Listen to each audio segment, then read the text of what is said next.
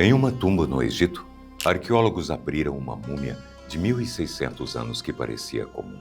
Mas havia um papiro, o papel usado na época, pousado no abdômen do falecido. O que estava escrito nele nunca tinha sido visto em um ritual de embalsamamento. Não era oração, nem amuleto, mas sim a Ilíada, do poeta grego Homero. Neste vídeo vamos entender como isso aconteceu. Antes, deixa o seu like e se inscreva. O canal caminha para os 10 milhões e cada passo é feito com cada inscrito que nos dá essa força.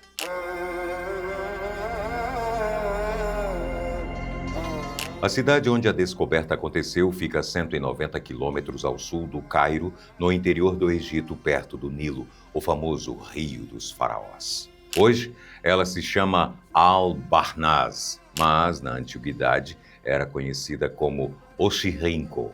Durante o domínio dos Ptolomaicos, uma dinastia grega que tomou o poder no Egito depois de Alexandre o Grande e governou por quase 300 anos.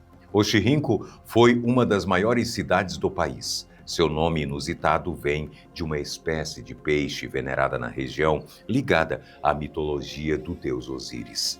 Mesmo depois que o Império Romano assumiu o controle do Egito, a cidade continuou rica e ativa. Ela tinha escolas, ginásios, templos e uma grande biblioteca. Era um centro urbano movimentado, onde as pessoas falavam grego e produziam muitos documentos em papiro. Séculos depois, com o declínio da cidade, montanhas de papiros velhos foram jogadas em lixões no meio do deserto. Graças ao clima extremamente seco, esse papel frágil não apodreceu. Quando arqueólogos britânicos começaram a escavar esses lixões no fim do século XIX, encontraram uma verdadeira cápsula do tempo. Foi o maior tesouro literário já recuperado na antiguidade. Eles acharam desde recibos de compras a cartas pessoais até pedaços de obras perdidas de grandes autores gregos como Sófocles e Eurípides, além de evangelhos cristãos antigos.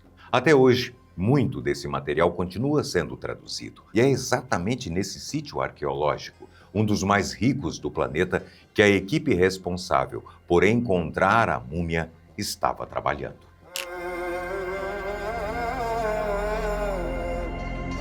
A escavação que fez a descoberta não é uma operação recente. Ela existe desde 1992, conduzida pela Universidade de Barcelona, em parceria com outras instituições espanholas e egípcias. O trabalho começou há mais de 30 anos com o professor catalão Josep Padró, numa época em que poucos sabiam o que ainda restava enterrado naquelas areias. Desde então, a equipe realiza expedições anuais, mapeando o cemitério romano da cidade aos poucos. Nessas 3 décadas, eles já abriram dezenas de tumbas e recuperaram várias múmias. Na maior parte do tempo, o que sai do solo é o esperado: ossos, cerâmicas, pedaços de tecido e papiros com textos do dia a dia ou magias de proteção. Os arqueólogos até já haviam encontrado papiros deixados sobre o corpo dos mortos, mas em todos esses anos, os textos eram sempre orações religiosas ou rituais de despedida do morto. Era um padrão conhecido pela equipe. Foi justamente essa quebra de padrão que chamou a atenção no fim de 2025. Durante as escavações da tumba número 65, lideradas pela arqueóloga Núria Castellano, a equipe encontrou mais uma múmia coberta por bandagens. Porém, um pequeno detalhe não se encaixava em nada que eles já tinham visto. A múmia recém-descoberta era de um homem adulto e tinha cerca de 1.600 anos.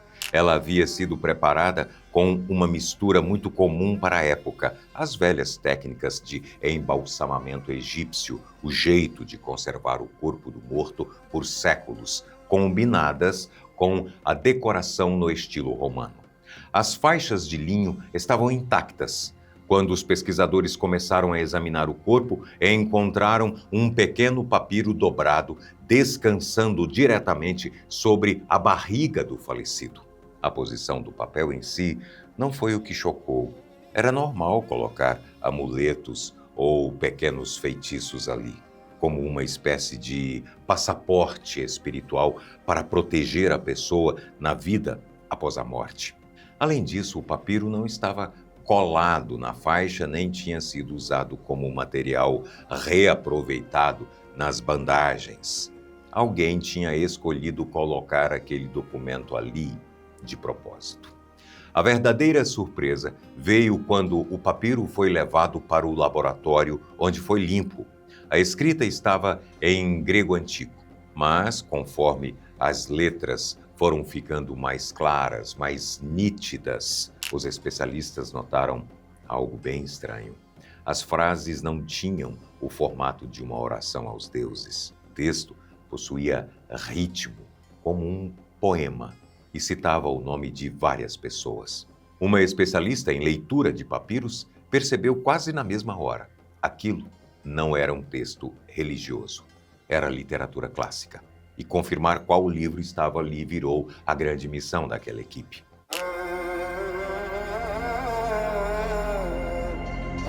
Para entender o tamanho dessa descoberta, é importante saber que pedaços de literatura antiga já foram encontrados em múmias antes, mas nunca dessa forma. Existem basicamente 3 jeitos de achar um papiro num contexto fúnebre. O primeiro é a cartonagem. No Egito Antigo, papéis velhos que iam para o lixo eram reciclados. Os artesãos picotavam, colavam e cobriam com gesso para criar máscaras e capas para as múmias. Uma espécie de papel machê da antiguidade. Vários trechos de livros famosos só sobreviveram porque foram reciclados dessa maneira. Mas foi um acidente. Ninguém escolheu aquele texto pelo seu significado. O segundo jeito é o papiro mágico. São feitiços e pedidos de proteção escritos de encomenda para o funeral. Esses, sim, eram colocados no corpo de forma intencional com fins religiosos. E agora existe um terceiro jeito, completamente inédito. Um texto de literatura clássica que já existia, que servia para ser lido no dia a dia, mas que foi escolhido a dedo para ser enterrado junto com a pessoa. Não era lixo reciclado, nem feitiço funerário. Segundo especialistas, essa é a primeira vez em toda a história da arqueologia que um trecho literário grego aparece integrado a uma múmia por vontade própria de quem o colocou lá. O papiro não estava na lixeira nem na biblioteca. Estava deitado junto ao morto.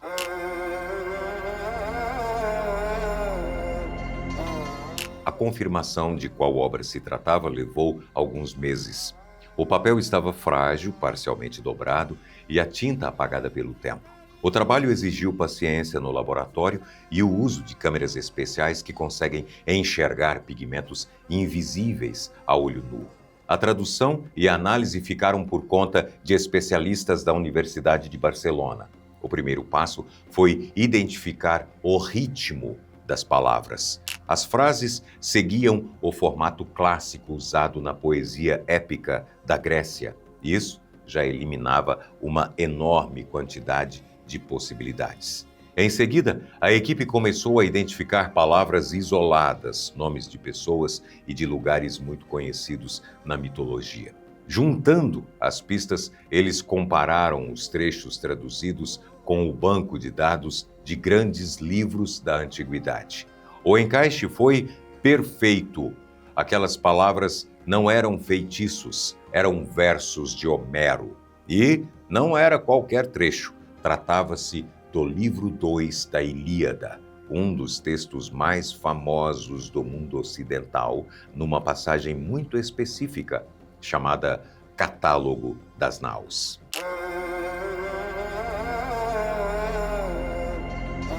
A Ilíada conta a história da Guerra de Troia, o lendário conflito entre gregos e troianos, focando nos heróis e nas grandes batalhas. Mas o livro 2 tem uma característica bem diferente. Ele é uma enorme lista. Nessa parte da história, Homero pausa a narrativa para listar, um por um, todos os exércitos gregos que pegaram seus barcos e atravessaram o mar para atacar a cidade de Troia. É por isso que o trecho ganhou o nome de Catálogo das Naus, que significa Catálogo dos Navios. São centenas de linhas detalhando os nomes dos generais, suas cidades e a quantidade de barcos. Para nós, hoje, ler uma lista dessas pode parecer monótono, mas no mundo antigo era um dos textos mais importantes que alguém podia conhecer. Para você ter uma ideia, naquele tempo, saber recitar o catálogo dos navios de cabeça era a prova máxima de que você tinha tido uma educação de altíssimo nível. Era um exercício de memória brutal que ensinava literatura, história e geografia ao mesmo tempo. Era um atestado de prestígio e inteligência. O fato de esse papiro estar na barriga daquela múmia sugere que a pessoa enterrada fazia parte de uma elite culta. Podia ser um professor, um escritor profissional ou apenas um cidadão muito letrado. Além disso, existe um sentido mais poético. O texto fala sobre frotas de navios embarcando em uma longa viagem sem volta garantida. Para a família que preparou o corpo, o poema pode ter servido como uma bela metáfora para a viagem do próprio falecido rumo à vida após a morte.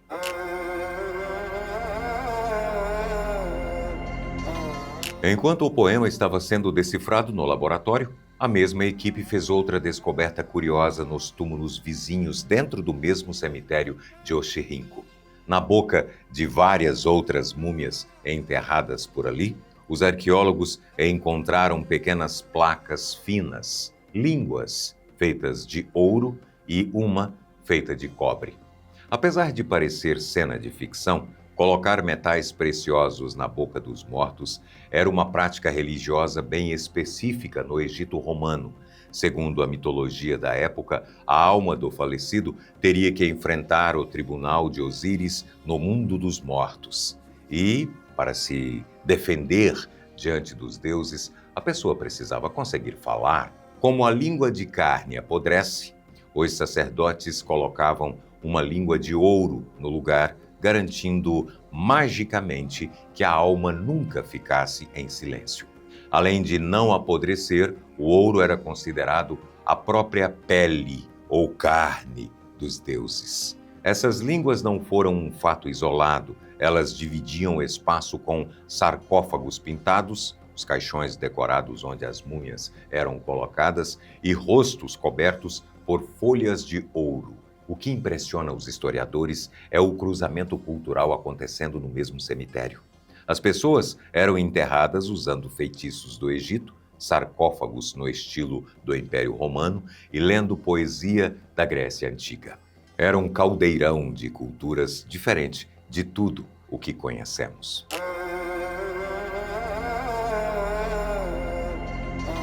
Mas o que um livro da Grécia Antiga estava fazendo nas entranhas de uma múmia no Egito, sob o governo do Império Romano? A resposta está na história do país. Me acompanha. Quando esse homem foi enterrado, o Egito estava sob o comando dos romanos havia cerca de 400 anos. Mas, muito antes disso, a região havia sido conquistada pelos gregos, liderados por Alexandre o Grande. Foram 3 séculos de domínio grego que deixaram marcas profundas. Ao longo do tempo, cidades como Oxirrinco adotaram o estilo de vida grego, construindo escolas, academias esportivas e teatros. Mesmo depois que os romanos tomaram o poder, a língua do comércio e da elite intelectual do Egito continuou sendo o grego.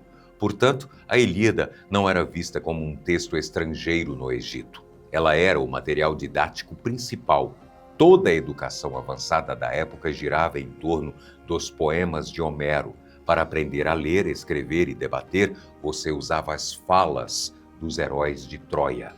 No entanto, mesmo adotando o intelecto da Grécia e a política de Roma, os habitantes do Egito não abriram mão de seus rituais de morte milenares. O resultado dessa mistura é exatamente o que a múmia recém-descoberta representa: um cidadão do Império Romano, de educação grega e embalsamamento pelas regras tradicionais dos faraós egípcios.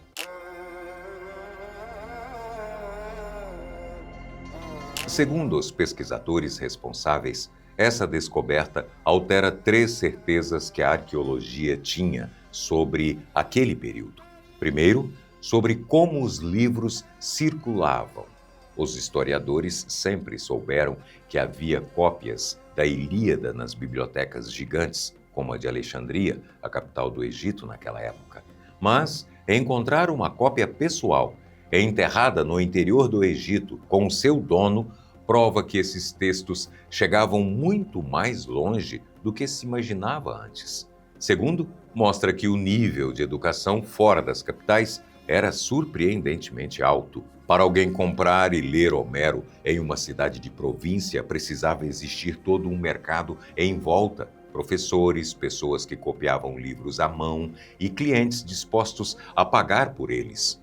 O terceiro e maior impacto é sobre como aquelas pessoas enxergavam os livros. Até agora, todo o texto enterrado diretamente no corpo de uma múmia era mágico ou religioso. Ao escolher enterrar poesia, a família do morto provou que a literatura tinha peso espiritual. Ela era tão importante que servia para definir quem a pessoa foi em vida e quem ela continuaria sendo na morte. Como se trata do primeiro caso documentado da história, os pesquisadores agora farão um caminho inverso. Eles estão reavaliando tumbas antigas para tentar descobrir se outros mortos também levaram a literatura para o túmulo e ninguém notou na época.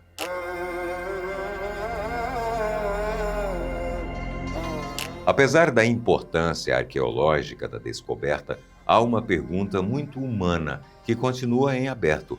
Afinal, por que aquele trecho da Ilíada estava lá? Os cientistas trabalham com 3 cenários. O primeiro é o vínculo pessoal. O homem poderia ser um estudioso ou um mestre de grego apaixonado por aquele poema específico, escolhendo levá-lo como um símbolo de sua própria identidade. O segundo é a hipótese poética. Como o catálogo dos navios conta a história de exércitos embarcando juntos rumo a um destino desconhecido, a família do morto pode ter lido a passagem como uma bela representação da alma, deixando o corpo e viajando para o mundo dos mortos. O terceiro é a vaidade. Em uma época em que pouquíssimos sabiam ler com fluidez, ser enterrado com a obra máxima de Homero no peito era uma forma de exibir pela eternidade que você pertencia a uma classe intelectual superior. A equipe da Universidade de Barcelona continuará o seu trabalho no mesmo setor do cemitério em busca de novas pistas. Se eles acharem mais papiros literários em outras múmias, teremos a confirmação de que se tratava de uma tradição local. Mas se nenhum outro aparecer, o mistério do leitor de Homero enterrado em Oxirrinco vai continuar sendo um segredo espetacular, guardado há 1.600 anos. Aquelas areias ainda devem entregar muitas surpresas e nós vamos acompanhar.